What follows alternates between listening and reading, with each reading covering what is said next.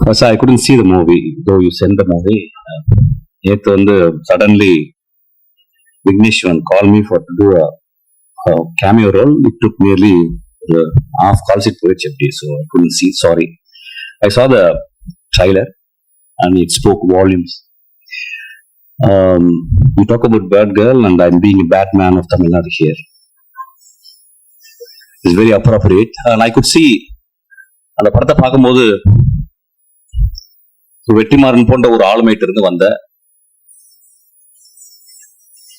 எல்லா அசிஸ்டன்ட் டைரக்டரும் வந்து ஒரு டைரக்டரோட கூடவே இருந்து ஒரு ஒர்க் ஃபோர்ஸ் மாதிரி இருந்து சினிமாவை புரிந்து கொண்டு வரவர்கள் ரொம்ப கம்மி.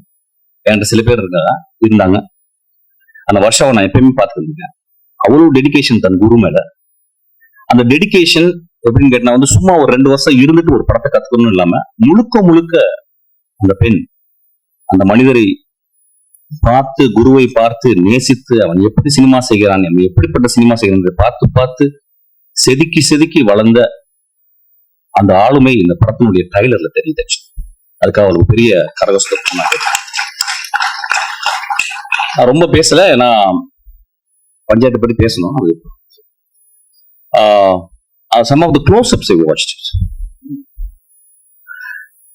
நிறைய பேருக்கு க்ளோஸ்அப்ஸ் வந்து ரொம்ப கஷ்டமானது. மணி சார் சொல்லியிருக்காரு வந்து ஒரு 10-15 years இருந்தா கூட டைரக்டர் cannot